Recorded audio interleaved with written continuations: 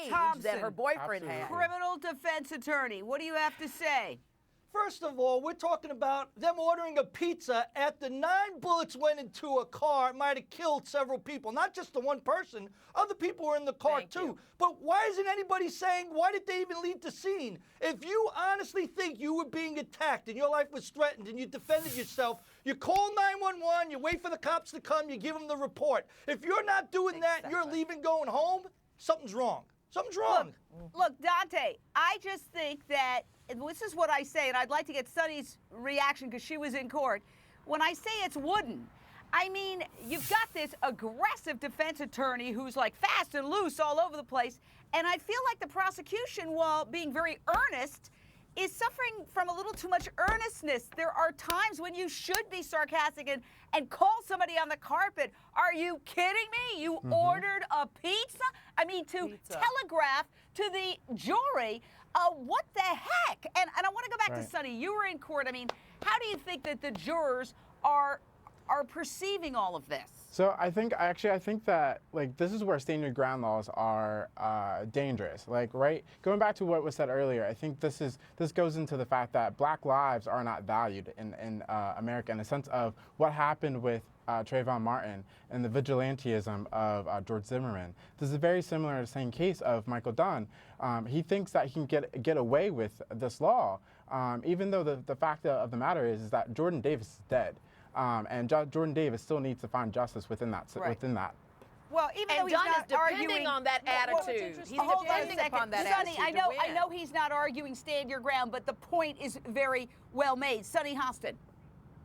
Well, you know what's interesting? This jury is a very different jury, and I have been in the courtroom. I have had the chance to check them out. We're talking about a pretty diverse jury in comparison to the Zimmerman jury. There are 10 women on the jury. There are 5 white men, 5 white women, and then there are also 3 African-American women, and there's a Hispanic man, and there's also an Asian woman who happens to be a doctor. And so these folks seem to be very, very clear in what they're listening to. They're very, very riveted by a lot of the testimony, and they seem to be judging all of the credibility of all of the witnesses. They're taking notes. A lot of them are furiously taking notes, and in particular, when the ME was going over the testimony, her testimony, I found that the doctor that was on the jury took a lot of notes, paid a lot of attention to the forensic information, and so I think that we really have to think about that, because this is a very different jury. Let's go out to the phone lines. A very patient Christine, North Carolina. What do you have to say, Christine? Yeah, my question is, Jane, I'm wondering if he had not have left the scene of the crime. I know he had been drinking off and on all day. Then they went to buy more alcohol. If he had not left the scene of the crime and they had checked his alcohol level, would self-defense been taken off the table? You know, I think you raise a very important point. Alcohol was a possible factor in the shooting.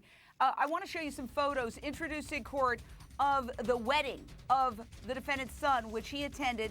And we know that the defendant had several rum and cokes before going to the gas station, where he ended up having this argument that killed Jordan Davis, this teenager, in an argument over loud music. Here are some wedding photos, and here is his girlfriend, the defendant's girlfriend, on that very issue.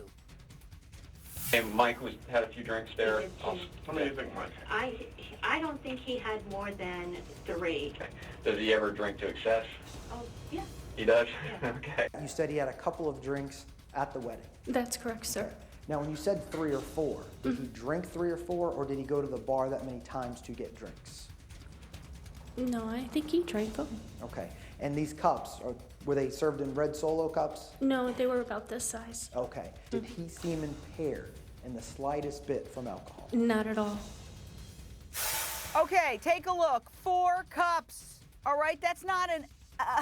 that's a lot. I speak as a recovering alcoholic, and again, I think they could have been more aggressive, the prosecutors. Rolando Watts, they could have said, look, honey, look, ma'am, did you go to the bathroom at any time? Are you sure it was only 4 rum and cokes? Couldn't it have been 5 rum and cokes?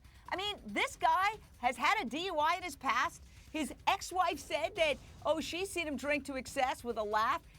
His girlfriend said she'd seen him drink to excess. I mean, this guy could have been drunk, and that could have affected his anger and his judgment. And also why he left the scene. I mean, I think that that's a big factor. As far as we know, alcohol may affect this gentleman or this man in a way that makes him aggressive, that made him agitated when he heard that music, that made him lose his mind, basically.